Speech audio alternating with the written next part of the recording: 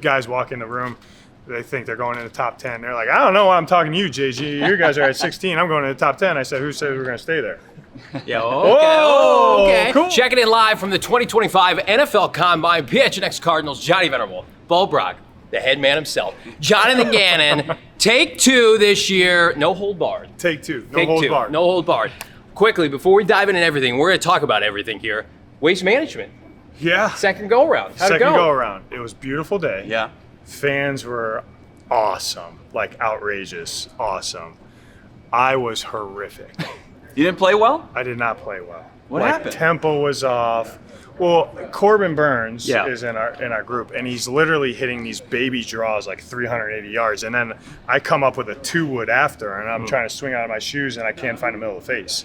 So I did not play well. It was a great time, though. Yeah. It was fun. We played pretty well, too. We had Ben On was in our group for the first 9 holes. Mackenzie Hughes was the next 9 holes. I was picking their brain. It's crazy how golf mentality and football mentality are pretty similar. But it was a fun time. But the crowd, the atmosphere, it was electric. You're swinging a 2-wood? I'm hitting a little mini burner right now. Mini burner right now. I hit these little slap cuts right down the middle, about 280. How many clubs do you have in your bag? 13. 15? I'd like to get it down to. I'm not even carrying driver right now. I'd like to get it down to 12, truthfully. Golf pros that play with me, they're like, JG, would you line up with 10 on defense? Because that's what you're doing right now. What do you think if Johnny and you think we could hold our own out there? I do. Do you think if we played a scramble? Yeah, if Bo and I were doing a scramble, who would be your partner? Like, what do you mean? Take your money? Well, just have a good time. Just having a good time on the course. Yeah. Have a good time. Out of the staff, Drew Petzing. He's my golfing guy. He's good. Oh, short game. Oh my God. Yeah. He makes everything. He makes when you hear people talk about golfers, they're like, oh, he's got really good short game, and then I'm playing, and they're like, through the first 6 holes, they got like 3-4 putts, and I'm like, what are you talking about? This guy can't make anything, yeah. Right? Like Drew is like, once he's in green zone, it's going in 80% of the time, and he never 3 putts ever. Wow, he's good. That's frustrating. He's a good player. All He's a right, good so player. We got a lot of golfers on staff. I saw Buddha picked it up last offseason. He picked it up. He's addicted. He's addicted. He wants to play all the time. I'm sure PT goes and takes his money. He plays with PT a little bit. But we got about 7 or 8 guys on staff that play. Yeah. Clayton Toon can hit it. Trey McBride can hit it. Zaven hits it a mile, but he sprays it off the planet. All over the place. Chad Ryland can play too. Okay. And Blake can play too. Higgy Bear plays a little bit. Wow. I don't play with those guys because I don't have the game or the money to play with them. But yeah, we have a good time, man. We have a good time. It's like the golf capital of the world. It is, yeah. It's That's why unreal. Buddha probably signed his It's unreal. extensions. Yeah, Just play golf all the it's time. not because of head coach, for sure. I can play golf all year round. I'm going to stay there. Let's get into last season a little bit. All right, the dust is settled. Yeah. We're here at the Combine. Yep. We have you guys come out of the gates. You double your win total. There's a lot of encouraging things that happened last season. When you're having discussions with your staff, when you're having discussions with your players, Monty Osford, when you look at last season, like how do you kind of evaluate it? How do you assess it? Yeah, I mean, the clear-cut example or the clear-cut thing that comes to my brain is we got to do better. You know, everyone's going to say you want to win a Super Bowl, right? True. To win a Super Bowl, you got to get in the playoffs. Mm-hmm. You know, so we didn't do enough to get in the playoffs. You know what I mean? And just like it doesn't really, to me, like you can take the record out of it, and when you look at the season as a whole, no matter you win 14 games, you win 3 games, you win 10 games, everyone's somewhere in there, right? You look at it, it's like it's not all bad, and obviously it's not all good. And what can we kind of hang our hat on to improve, and then use all the tools at our disposal in the off season, and then through OTAs, and then in the summer, and then training camp, to do those things better. Mm-hmm. And I say, so that's kind of what we're about. You know, it's like that's kind of our process. My process, I guess, is like you learn more from your losses than your wins, but you can learn from both. But it's like, hey, we have to do these things significantly better if we want to give ourselves a chance to do what we're all here to do. Mm-hmm. So that's kind of the goal moving forward. Let's talk about the defensive line, because I've heard you say something, and I don't know if I believe you when you say it. I'm just going to be frank with you. You've talked about sacks not necessarily being a winning stat. Correct. You don't believe me. You had 70 sacks once upon a time You for don't Philadelphia. believe me. I don't know. I don't know what to believe believe. Here's what I want to believe is I want to believe that, at the end of the day, 70 sacks, we can figure out a way to do that similar here in Arizona.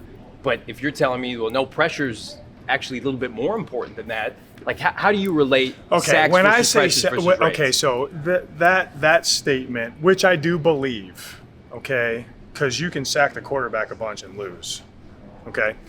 I believe there's kind of two winning stats. It's the ball and explosive plays. Mm-hmm. Okay, now, a core philosophy that we have with the Arizona Cardinals that you guys probably haven't heard me talk about on defense and offense relates to the passer. Yeah. Okay, like you better be able to protect them, and you better be able on defense to get them down, affect them, right? Sacks go into that. So I'm not, I don't think I put importance on sacks. It's just not a winning stat for me. But one of our core principles, philosophically, on defense is to affect the quarterback. Mm-hmm. Now, you can do that by sacking them. You can do that by knocking them off the spot, by batting a ball down, by rushing, in a certain way that affects him. So sacks isn't the end-all, be-all to affecting the quarterback, but it is a real stat. Right. And third down, it's like everyone, they see sacks on third down. I'll let you in a little something, Johnny. Everyone see, third down sacks. Yeah. It's like, well, that's cool because they're punting, right? But you're gonna get if you won that down sack or not, you're getting off the field anyhow. First and second down sacks are where you really make hay. To me, mixed down sacks, So a lot of different ways to do it. No, very important to pressure and put pressure and affect the quarterback. How do you think that you get your defensive line consistently doing that short-term and long-term in 2025? I think it starts with the coaches first. I think it starts with Nick on down. You know what I mean? It's, how we set things up, how we want to coach things, then to the position coaches. That's just on a micro level. Macro level is what the back end's doing, what the quarterback sees, what you're disguising, what are you getting to, are you changing coverage structures? All that works hand in hand. Rushing coverage works together, and then obviously acquisition. You know what I mean? Like if we're going to add people to the front, Monty would be the first to tell you, like they better be disruptive. You know what I mean? They better be disruptive in the run and pass game. You're talking about the pass game. I think they need to be disruptive in the run game too. So. It's all of us. It's a collective effort to do all those tools that we talked about getting better. That's one thing we got to get better at. Yeah. So we're going to use all the tools that we have, studying, coaching. Let's set it up a little bit differently. Let's make sure Buddha's doing this in the back end to disguise that the quarterback doesn't know. Let's maybe add a few pieces in here where to the room that is going to help that room. Yeah. Let's make sure D-Rob's ready to go, all those things. BJ's coming along, so it's all that collectively to do it better because we have to do that better. We have to do that. Ultimately, it comes down to, and your point is, it's just like negative plays are great, but taking the ball away, as we always hear in your press conferences talking to your players, they reiterate the ball, value the ball. The value of the ball is real. If you just look at the course of football, however long, and look at the stats, we hang our hat on it. But if you don't give it away and you take it away, you get a really good chance to win the game. You do. Look at the playoff games, Who won we call that, the double positive. But if you double positive explosive plays and the ball, if you just took out explosive plays and looked at the ball, the team that won the takeaway banner or turnover banner, however you want to say it, they typically win. Mm-hmm. You know what I mean? So, and you can overcome it at times. And trust me, they say, what other stats do you think about, JG? You know what I mean? Like, what else is important to you? Nothing. Everything. Like everything. It's all important. You know what I mean? Like you take the mindset, nothing matters, or everything matters. Everything matters. Right. You know what I mean? So we got to do it all well. And you don't know which ones are going to show up that after you win or lose, this is why you guys won the game. Well, that's an easy stat to go to, but not necessarily. You know what I mean? But I do know this. If you're winning the takeaway battle week in and week out, you're going to put yourself in a really good position to be playing in January. Yeah. I do know that. Yeah. That's not my opinion. That's research of the last 20 years of ball. Yeah. So I hear BJ Ojulari, we were kind of robbed of being able to see him in the second season. Yeah. Darius Robinson, we didn't get to see him as well. But there's a lot of guys on that defensive front seven. You feel pretty confident, or the numbers crunch, like, do you think you guys will continue to add to that group? Yeah, we'll add to every group. Yeah. You know what I mean? I always think like the way to get your team better is to increase competition in every position. Doesn't matter if you have a clear-cut franchise quarterback, a bell cow running back, a number one receiver, two of the best safeties in the league, and uprising. It doesn't matter to me. Like, we're going to add a safety too, I'm sure. Yeah. You know what I mean? Like, you want to add as many good pieces as you can to increase competition and then have depth in those spots. You know what I mean? And so, yeah, absolutely. There's room for if you're a good player, there's room for you.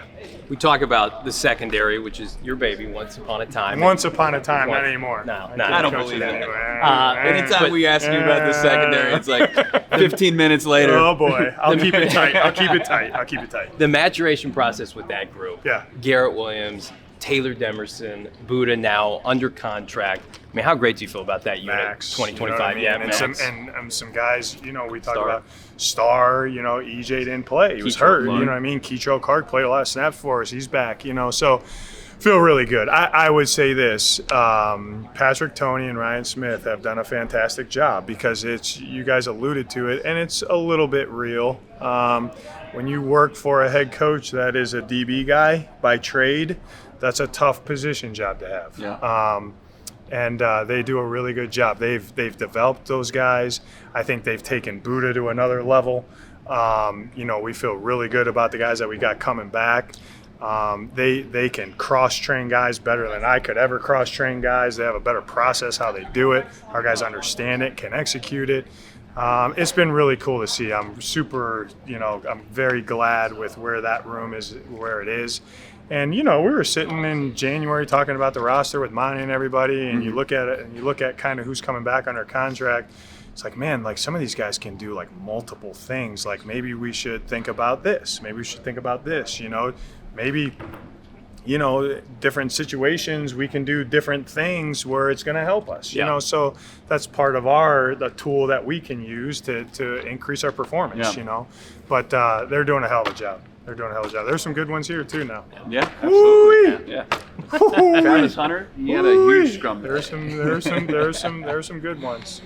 Let's flip to the offensive side of the football. Kyler Murray, during your press availability this week, you said you didn't want to make any power statements, but then you said he's going to have a hell of a year. So good job, Jonathan. It wasn't a power statement. We're power guys. That's what we do. Yeah. I mean, what hit my brain was to make an incredible power statement that I really feel is the case. I'm not going to say that, no need for it, but he's going to have a hell of a year. Go ahead. What's that look like? Yeah, I think he is going to play at an elite level consistently, and we go as he goes. You know what I mean? I do think that, and he knows that. But I've seen the growth and the maturation from him, what he puts into it, where he's at mentally with with Drew and and our players. Like, you know, and I hate saying this, nobody wants to hear it. It's not a good statement. It's not a good answer for a question, but like it takes time. It takes time.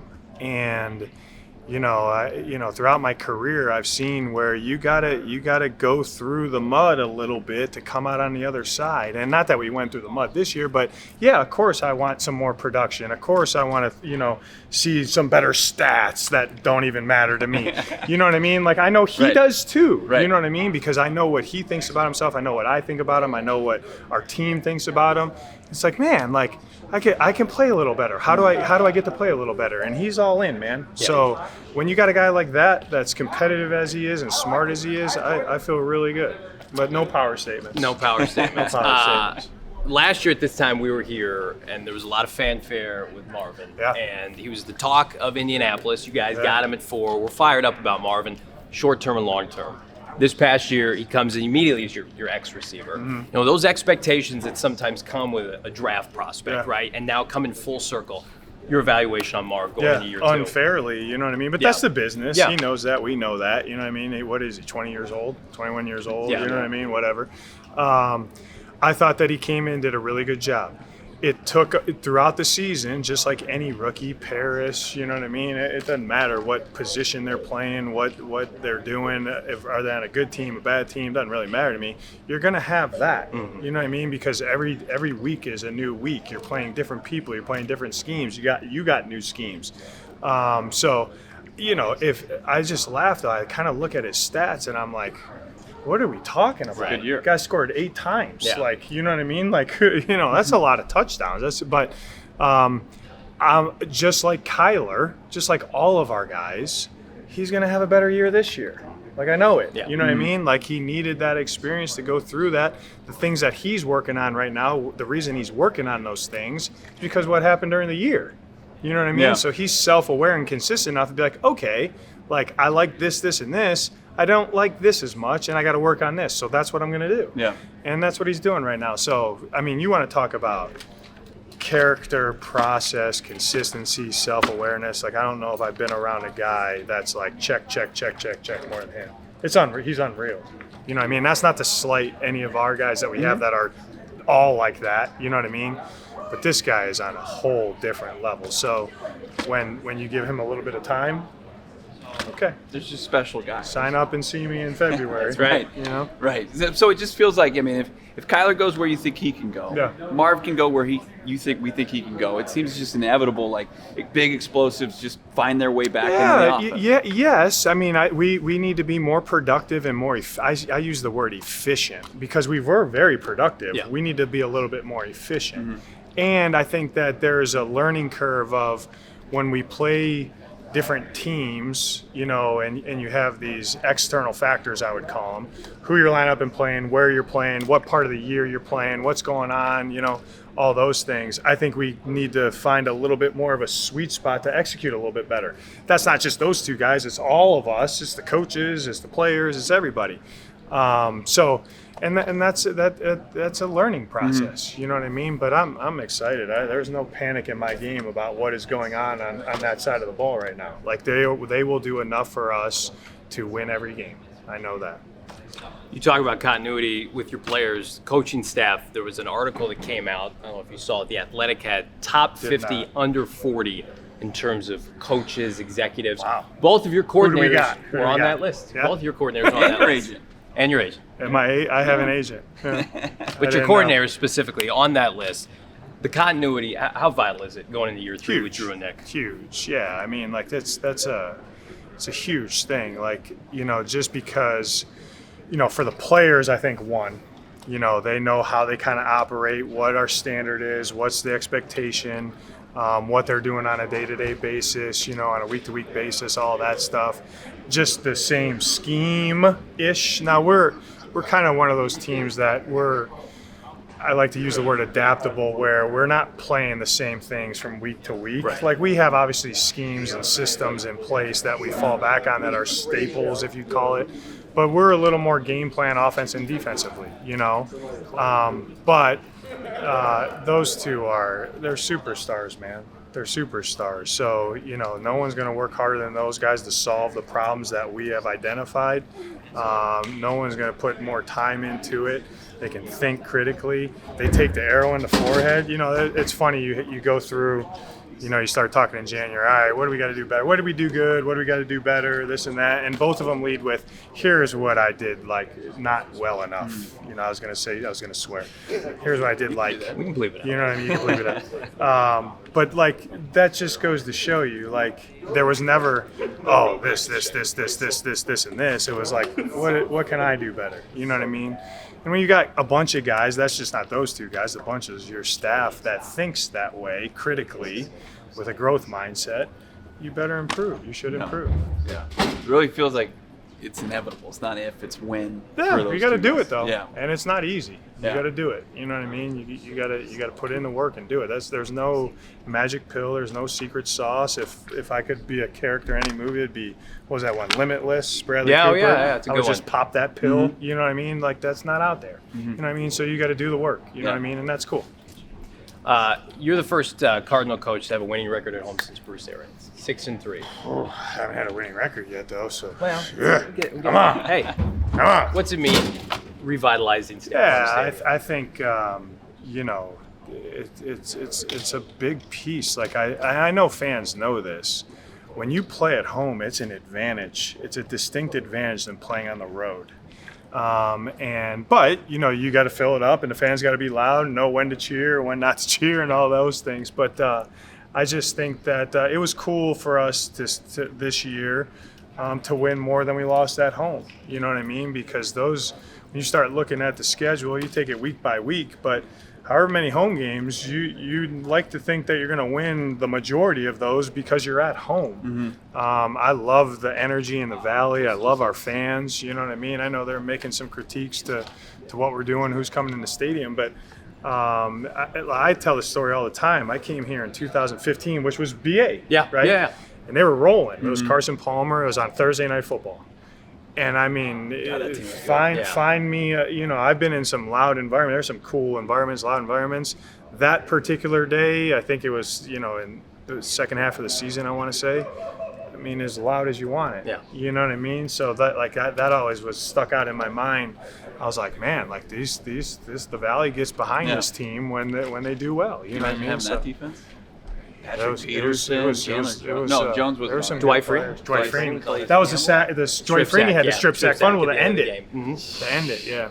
So, yeah, it's cool, man. Yeah, this is a great place to be, man. It's a great place to be. We're going to tell you how Johnny and myself are doing our part to help this team. How are we doing here? We'll tell them in a minute. Do more. I just told the whole staff do more. And you guys are just chilling. I do need to do more. I'm not doing enough. You're right. Absolutely. We'll tell you in just a minute, but we'd be remiss. I got to ask you, the organization got a lot of flack recently as far as the team report cards.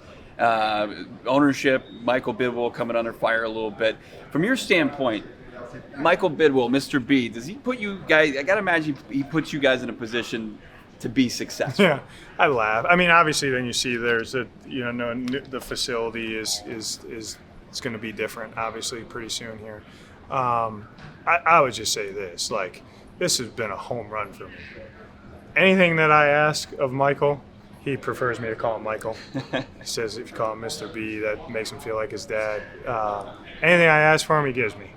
So, as it relates to winning, he's always open. He always listens to me. He's been phenomenal since we've been here together, And he's the first one that would tell you, hey, I want to do this, this, and this to get our operation a little bit better.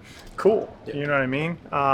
He asked to do some things that I'll tell him, I don't really think that impacts winning. I don't think we need to do that. You know what I mean? We don't need to do those things. And he listens. So he's been 100% supportive of Monty and I and our team and our coaches. You guys know we hired a lot of new guys. We had some guys walk out of the building, this and that. Unbelievable, our process with him. How swiftly it moves and how quick it moves, and that's real. That's a competitive advantage when you're talking about everyone's trying to hire the same guys you're trying to hire. Yeah. You know what I mean? So he's been fantastic. All right, so here we're gonna get down to brass tacks. Here. Brass tacks. We're buckling up here. What do we got? Ahead of free agency, ahead hard of the questions? draft. I mean, we've been throwing a lot of hard questions at you, I feel like. But here's what we're gonna do at the end of the day. Bo and I and our producer Damon have made a commitment ahead of free agency to our viewers. We've each given up a vice that if Monty Ossenford comes out swinging in free agency, big ticket acquisitions. Or just this offseason.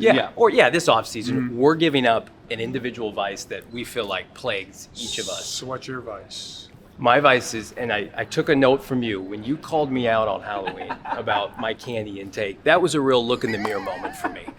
So I have given up for the better part of 2.5 weeks. I have not had any sugar. He's been miserable. It's brutal. No wonder he looks good. That's great. You look great. Things are going well. Look at that. Bo has given up caffeine for 2.5 weeks. Yeah, struggle bus. I could not do that. No. Especially this week. And Damon has been in the gym every day.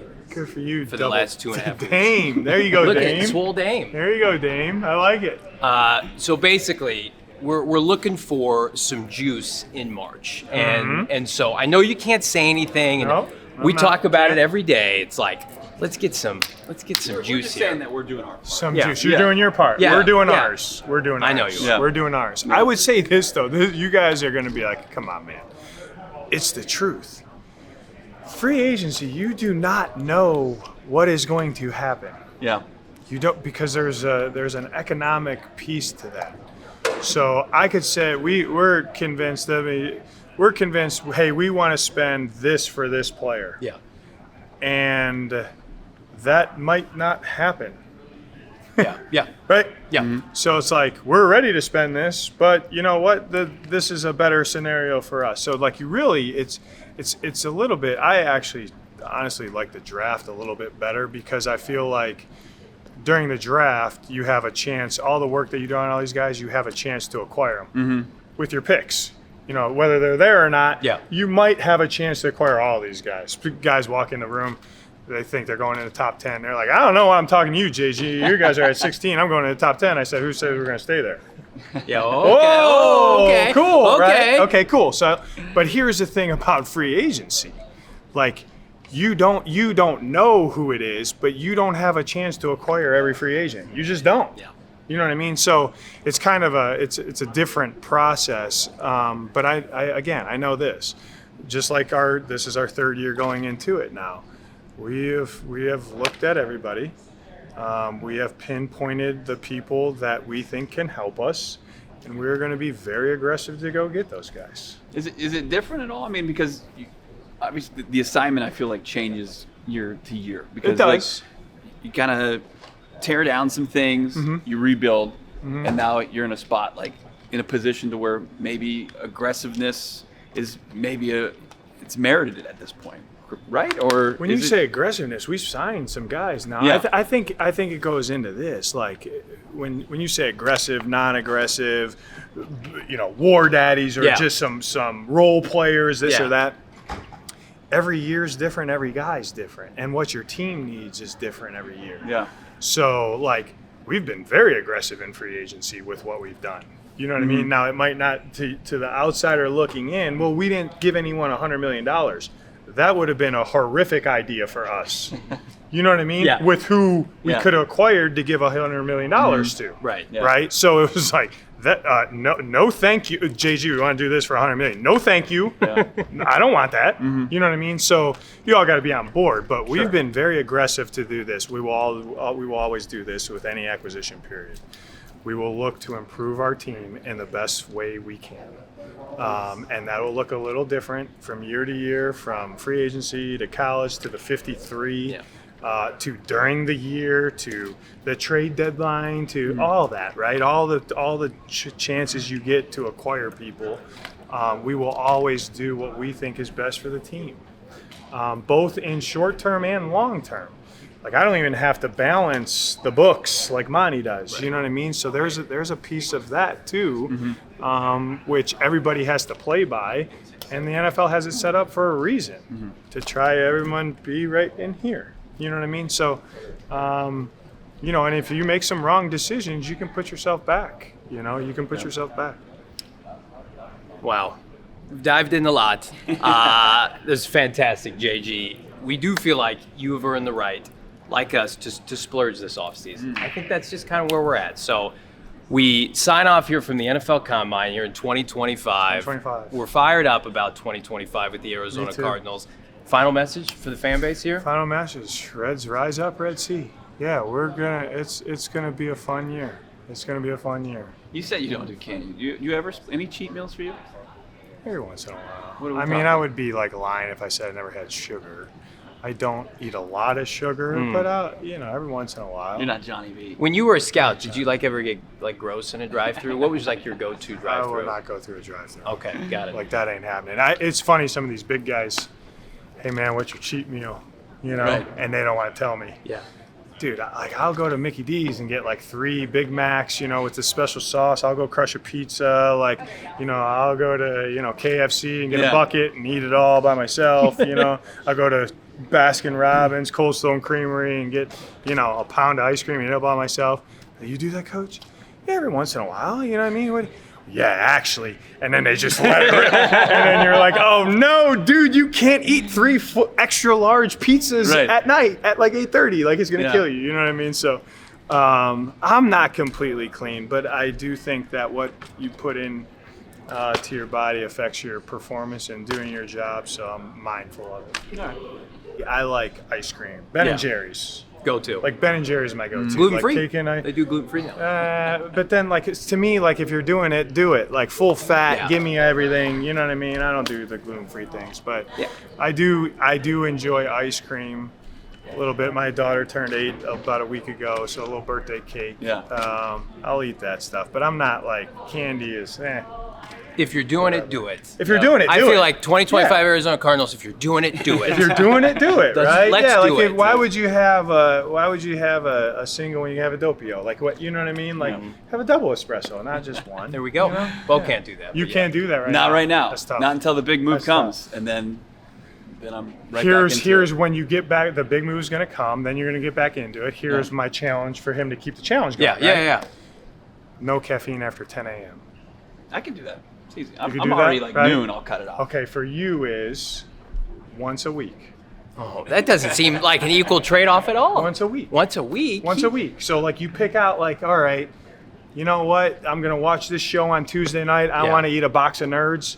Then that's it for the week. You know what I mean? Man. But if you can delay gratification and wait till like Friday and you actually go out to a movie, then you can have like, you know, popcorn and maybe a box Maybe a of candy. slush- maybe a Some slushie? So a blue icy. Oh yeah. Off the yes, chain. That's right. right. That's right. Monty and I were just talking about what we do at movie theater. Movie theater popcorn is kind of a cheap meal, like what we do, how to get it buttered up. Yeah. You know, you got to have a process. Oh, You yeah. got to have a process to do it right. Now I feel like I'm if you're committed. gonna do it right. Yeah. Right. You know, I think we did it right today. my wife would get Sour Patch. Yeah, the Sweet Sour- Kids. Oh sweet, yeah. sweet Yeah. Sour And then they get the Patch. watermelon too. Watermelon. Those are good. That's Yeah, what those she are did. good. JJ Watt would eat in the locker room. Yeah. Back when he was Spike his Cardinal. insulin right before he played. It's not a bad idea. No, it's not a bad idea. Quick carbs, quick energy.